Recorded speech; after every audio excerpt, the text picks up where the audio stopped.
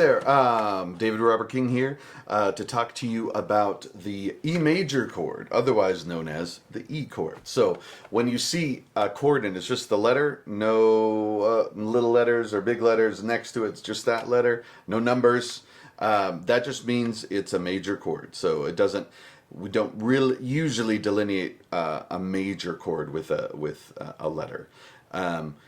Especially when it doesn't have a lot of numbers by it. Now, so the E chord means it's an E major chord, just like if it's an A chord, it means it's an A major chord, and so on and so forth. So we're going to learn the E chord, which is another one of my favorite chords on the guitar because it sounds great on the guitar. It's like the biggest chord on the guitar, I think.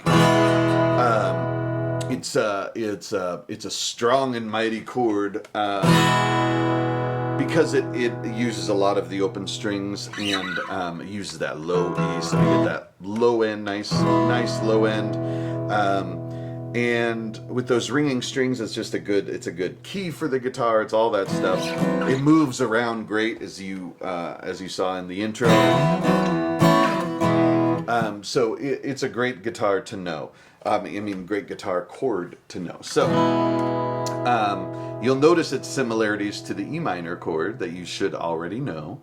By now you should know the E minor, the A minor, and this is the E major chord, which is just like the A minor chord. If you remember, it's just one string down. And remember, when I say down, I mean closest to the lowest string.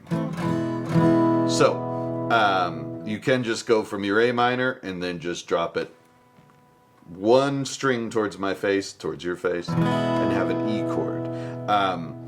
Now, don't get confused with that because that's a minor chord, that A minor, and then this is a major chord, the E major. The reason for that is, well, it has to do with that B string being tuned differently, which we talked about in the tuning lesson. But we're not going to get into that now. There's our E major chord. Now, step by step, we have this. We have our birdie finger on the second fret of the A string, which is the second string towards the ground from the deepest string. And then the next string is your D string, which is just immediately next to that A string. We do the second fret there, just like that E minor. And then we put our index finger on the first fret of the G string. So that's our E chord. Now remember to keep those fingers towards the front of the fret and play those. It should be nice and true. Now you want to hit all the strings. That's the true test if your chord is right. Hit all those strings, and if they ring loud and true, you know you're good. You might, if not, you might be touching a string with the meaty part of your palm, or you might be touching a string with the side of your finger or whatever. Use those fingertips, move towards the front of the fret, and have a beautiful chord.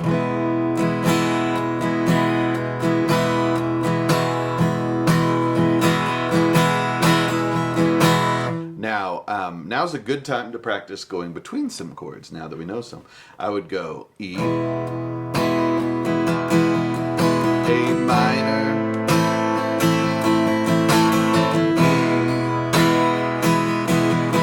A minor,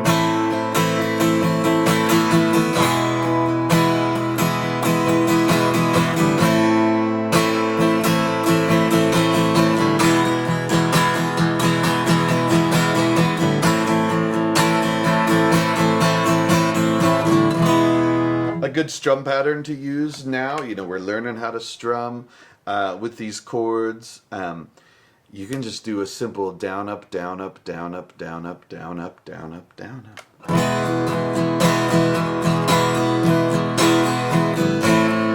Hard to go wrong with that.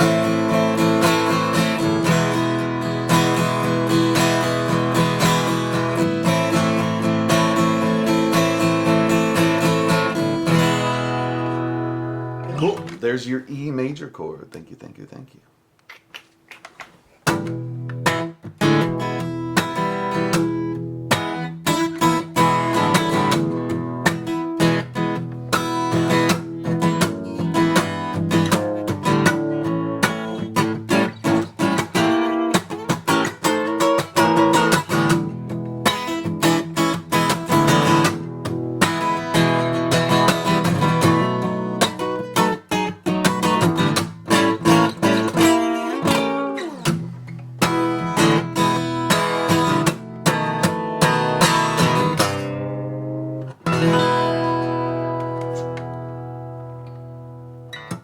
cool, cool.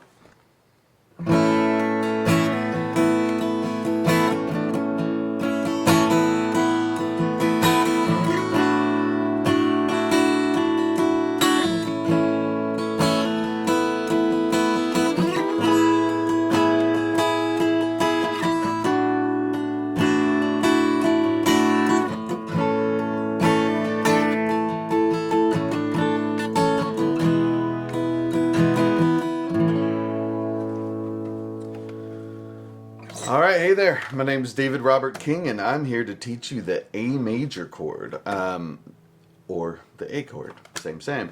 Now this is a real crammer. We really cram like 3 fingers together for this one, and it is one of those chords that people kind of learn to adjust in different ways to keep their fingers happy. In kind of getting ready for this episode, I realize I do a lot of things. I do some things to sort of avoid a straight up A chord, but we'll get to that another time. It's very important to learn for a lot of different reasons. It sort of exemplifies some of the guitar geography we'll get into in the future, some of the ups and downs. It's a way of seeing chords in a way that really makes sense as this A form. We'll be talking about it. That's why I'm starting with the E minor, A minor, because they lead to something that way that can be helpful for understanding. So we cram them. We're going to cram these fingers in, okay? So here's the A chord. Sounds like this. It's a happy chord, kind of. It's the friends chord.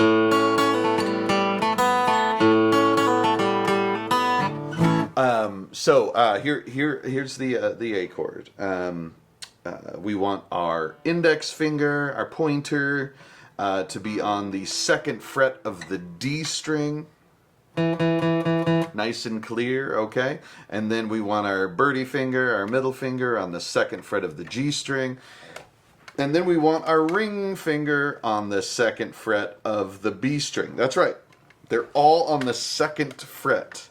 And we try to get them all as close as possible to the front of the fret, but like that index is kind of back there. It's just how it is. That means we just have to use our muscles to push them down. So this is one that you know, at first all those strings might not ring super true and clear. But that's okay. Part of the sound of the guitar is that the different chords have sort of a you know some imperfections. That's part of the sound of the guitar. So don't stress out too much about it, but try to get a nice clear sound. You can play all the strings. This is one, again, like we talked about the A minor. We try to. It's not the worst thing in the world if we hit this low E. It's part of the chord, and E is in the chord. But I liked, in general, I really like it if when I play the chord, especially when we're learning these first position chords, to try to have the lowest note, the deepest note, be the root, so the A in this case. So I like to aim for that low A string, that A string, and up. So those 5 strings. Like I said with the A minor, some of us use our thumb if we have big hands. Some of us use our thumb to sort of mute that low E. Makes it easy, or aim. And like I said, it's not for this chord, it's not the worst thing in the world to hit that low E string. There's your A chord, and you know, we're gonna put these together and make some beautiful music. But one thing you can always do now, you can go between the A chord and the E chord, the A major chord and the E major chord.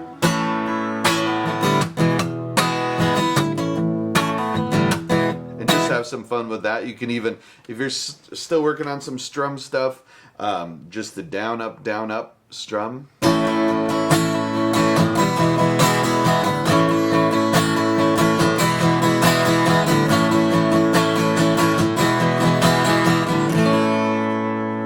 All right, cool. We will see you next time. Thank you so much.